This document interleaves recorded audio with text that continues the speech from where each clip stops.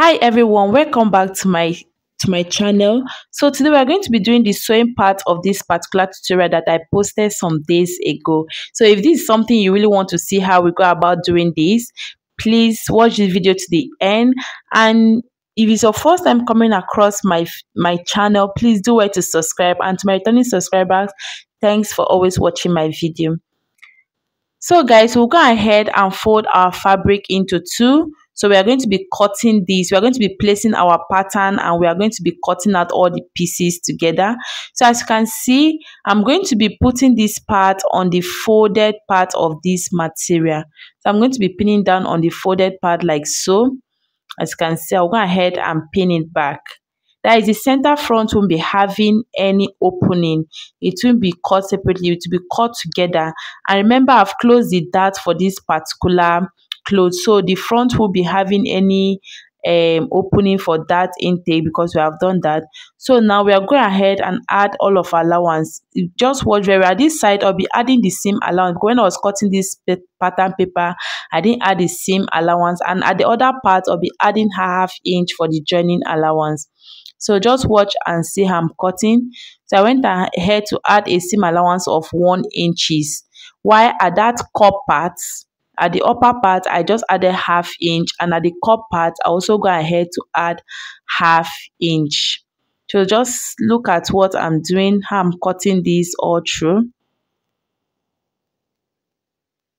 So this is what it's looking like right now. So now guys, I'll go ahead and notch that part. You know, that is the part that will be joining, that part that's supposed to be the dart intake, the center at the center front.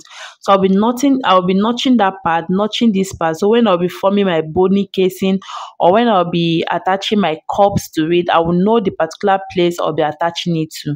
So I'll just go ahead and notch those parts like so. So I also notch here. So once I'm done cutting this, I'll be cutting the back piece. So this is our back part. This is our back pattern. So we'll go ahead and place it like so. So I'll be shifting it so you guys will see. So I'll go ahead and pin it down, and I will shift it for you guys to see how I placed it. So just go ahead and place it. So at this center back, you can give half inch for it, but me, when I was cutting out my allowance for my loops, I took in 1.5 inch. Later on I decided to make it up to 2 inches so that I will have enough opening at the back. So that was why I didn't add half inch at that center part of the back.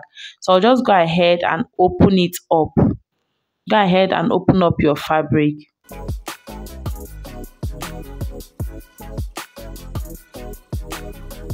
So once I'm done opening this part, it's now left for us to cut our cups, the part for our cups. So I'll go ahead and place this and pin them down, and I'll be cutting it. Now that cup part, I'll be adding half inch seam allowance, what I'll be using to join this cup to the bodies. If you remember, I added half inch at the front part, and also at our back, I also add our back allowance, our back seam allowance. So that was just what I did. So the cups, I added half inch for seam allowance. That is the part I'll be joining it. So you want to go ahead and notch your nipple point. You want to notch your nipple point so that when you are joining these two pieces together, you won't find any difficulties locating the nipple point. So I advise you notch your nipple point where your pattern paper is still there, so you get it accurate. So guys, I'm done cutting all the pieces and I've added my seam allowance. Now I'll go ahead and cut this on my lining parts, and I will be ironing my cloth gum to it. So I'll be ironing my cloth gum to it. So guys, I'm done cutting all the pieces, both the main fabric and the lining piece, and I've also gone ahead to iron my hairstay to it. I've gone ahead to iron my hairstay to it. So that is just it. I iron my hairstay to it. And this is my back piece. I also have my front, my back, my back piece and the lining piece. So now it's time for us to work on the cup part. So I'll be removing the lining piece and I'll be working on the cup part. So I'll be getting one of the cups. So I want to pin it down so I can take it to my sewing machine and sew them down. So I'll be getting this piece of the cup, one of these left part and the center part. I'll be pinning them together. So with that notching, it will help you to know which part to pin together. So I'll go ahead and pin it down together and show you guys how it will look like. So guys, can see this one. When we join this together, it will be looking so beautiful and nice. So just go ahead and pin yours together.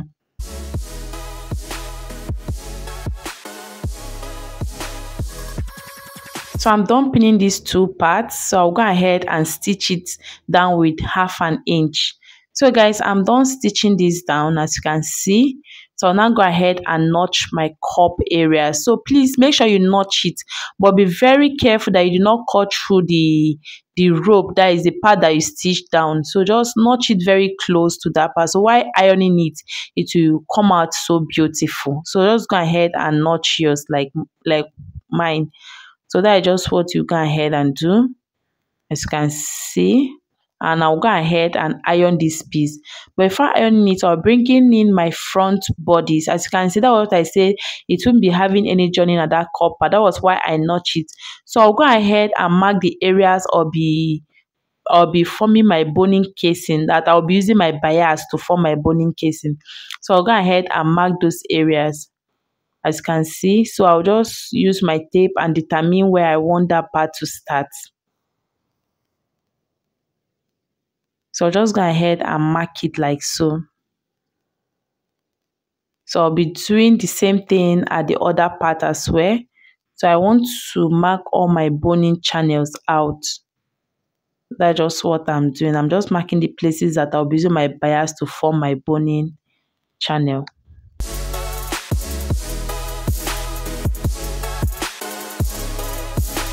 So I'll go ahead and measure the same thing. Let me see what I'm getting. I think this part is a bit larger than the other part. So I'll just go ahead and blend in like so. So I'm having 5 places that I'll be doing my boning channel. So this is totally optional. You can have more than 5, or you can even have less than 5, depending on what you want. So this is mine. So I'll be doing the same thing for the back piece. I'll go ahead and also mark the place I'll be attaching the boning channel to at the back piece. Since we didn't have any dart line at the back piece, so just go ahead and mark it out like you are seeing me doing, where you will insert your boning channel. So guys, I'll be taking this to the sewing machine and I'll be forming all the boning casing. So guys, I'm done ironing the cup. As you can see, it's looking so neat and beautiful. You can see how neat it is. And I'm done also forming my boning channels with my bias. I used my bias to form my boning channel. So I just wanted to use my bias to form that. So now guys, I'll go ahead and place my cup like so, but I won't be sewing this cup on this cup part. So as you can see, my cup, my ready-made cup is just, it fits in on this cup part. But guys, if yours do not fit in, don't worry. You can just go ahead and take in 1/2 inch, as you see me doing. But since mine fits into the cup part, I will just leave it like so and go ahead and sew the other part, and I'll be attaching it to my dress.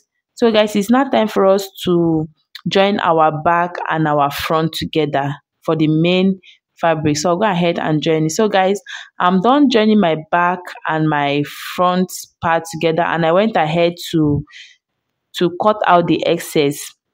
So now we'll go ahead and join our cups. As you can see, I'll just go ahead and place my cup like so. I'll be making sure that the center part of that cup, that part I cut out, is aligned with the part that I marked for it.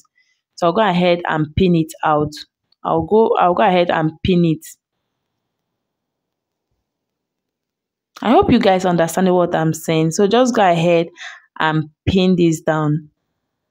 You pin this one and pin the other part of the cup, and you now take it to your sewing machine to hold it down very well. So guys, if you have watched my video up to this moment and you are yet to subscribe to my channel, please do so.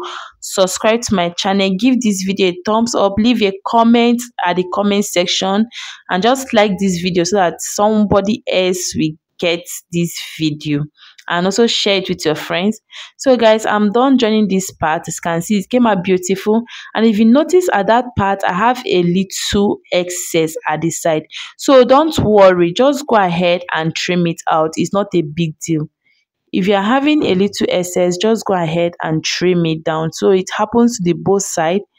It showed that when I was cutting this main fabric, there was more to that part than the cup part.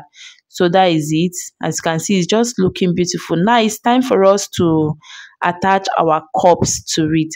So guys, I'll be showing how I'll be attaching this cup. The last video I posted on a corset, I attached this cup to the to the cup part before attaching it to my main dress. But on this particular one, I don't want to stitch it down. I want to gum it. I want to use my hemming gum to hold it down. So just go ahead and fix it in place like so and show you. As you can see, it's just looking beautiful. I've pinned it down like this, and if you see the one that has a bra cup on it, if you look at it, it's already looking so nice. So I'll go ahead and do the same thing at this part. I'll just go ahead and pin this down. If you want, you can stitch this down before joining it to your main cloth, but mine, I decided to gum this down as I say earlier. So I'll just go ahead and pin it down, and I'll be showing you guys what it looks like. So this is what it's looking like right now. I'll go ahead and use my hemming gum to put it in between the cups. I'll be putting in between the cups. So I'll be putting as much as I can, and I'll go ahead and iron this down. So guys, put as much as you can so that it will help to hold in your cups. So this is what I was doing. So I went ahead to put as much as I can in the two cups. In the two cups, you follow through the little opening you have. I just put as much as I can, 2 cups. So I'll go ahead and iron this. And guys, if you are using a steam iron, you won't need to splash water on it. And make sure that while you're ironing your cups, you are using something to place it on top. Do not iron it flat, because it will not come out nice. Place it on something, on a boss arm. Me, I didn't have a boss arm, so I used some pieces of fabric and form mine. So as you can see, I went ahead to sprinkle some waters because I wasn't using a steam iron. I was using my normal iron, and I didn't. And please do not put this iron in a very hot heat. It can burn your fabric. So it can burn your fabric. So guys, I'm done ironing this. I splash water on it and iron this, and so I'll go ahead and remove my pins, and you find out that these have come to the cloth. So the cups are now together. So now guys, it's time for us to introduce our lining piece to it. So we want to turn our lining. So we want to turn it out with our lining. So this is what it's looking like right now. So now go ahead and stitch this down. You can pin this before stitching it down, but I'll just take it to my sewing machine and do justice to it. So guys, I've gone ahead to stitch this, and I've also top stitch. So this top stitch always help your lining part to lie flat while turning your dress. So it will help you to lie flat. Another way of doing this is using your hemming gum to iron it out, but I advise you also top stitch on your own before iron it. So guys, I'll go ahead and use my hemming gum and also put it inside, so that while ironing this, my lining piece won't be showing out at the good side. It won't be showing.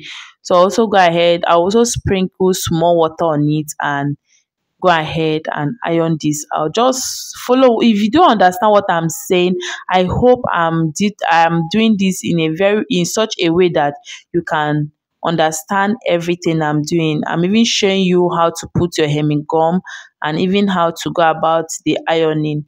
So guys, this is what it's looking like right now. I'm done ironing this, so it's now time for us to put our bonings into the casing that we form for it. So guys, I always love burning the edges of my boning channels. because if you don't do that, this can be so uncomfortable at times. This can be so uncomfortable at times. So I always try as much as I can to burn them down. As you can see me do, I always use my lighter to burn those edges. So I'll just go ahead and insert this like so. And while attaching my boning to the boning casing, I make sure that my boning is shorter than the main fabric, because I'll still be turning this down part with the lining piece, so that while turning it, this particular boning I can't sew on it. So I can't sew on this particular boning. So I will be making the boning shorter, half inch shorter than the main dress, than the dress that I'm making. So this is all I'll be doing. I'll be doing this for all the boning case, and I'll be showing you guys what it looks like. So guys, I've gone ahead to insert this. So now I want to turn my lining. I want to turn that down part with my lining first before ironing. So I'll go ahead and flip it over like so. So I'll just go ahead and flip it over the way you see me do. I'm just trying to adjust the boning at the center. So I'll go ahead and flip it over, and I'll be pinning this down. So I'll just go ahead and pin this all through like so. So just make sure you secure it very well. Pin the edges very, very well. So once I'm done pinning this, I'll be taking it to my sewing machine and I'll be sewing it out. So guys, I'm done sewing this. You can see how it's looking like. I'll just go ahead and notch it. I'll be notching all the down parts, so that when I turn this and I iron it, it will come out nice. So I'll just go ahead and follow from this side, this hole that I kept here, and I'll go ahead to turn it out like so. So guys, this won't be easy turning this out because of the bonings that I have attached to it, but do not worry, you will just find a way through. So once I'm done turning this out, I'll go ahead and iron this out. Make sure you iron those your boning very well, so that it will be straight and smooth. Make sure you iron it out. So I'll just go ahead and iron this out. As you can see, I'll iron it out and you will see how it looks like. So guys, I'm done ironing this. You can see how flat it is looking. Both the inside and the outer part is looking neat. So I'll just go ahead and trim out this excess at the sides. As you can see, I'll just go ahead and trim it out. So I'll also be trimming out this small one as well. So guys, once I'm done doing this, I'll go ahead and fold this part like so. I hope you can see what I'm doing and you understand what I'm saying. Just go ahead and fold it in and iron it. You can fold it and pin it down. You can as well use your iron and be doing it at the same time. You fold and iron. So which either way that is easier and more simple for you, you should do. So for me, I'll just go ahead and fold this like so, and I'll be using my iron to iron it out. I'll be doing it on both sides. So guys, I'm done ironing it. As you can see, I've ironed it like this, and you see how neat it is. Now it's time for us to form our loops. So I'm using my bias. I folded my bias into two to form a tiny loop. So I'll just go ahead and mark where my loops will be, so I'll know how many pieces I'll be cutting out. So I'm just marking it out so that I can get a guide on how many pieces of loops I'll be cutting.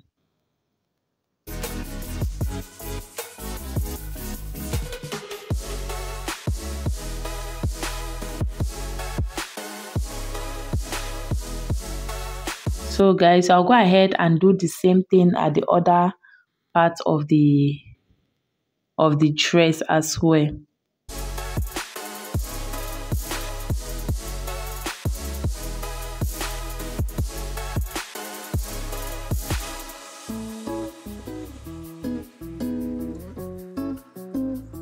So I'll just go ahead and count it to confirm it.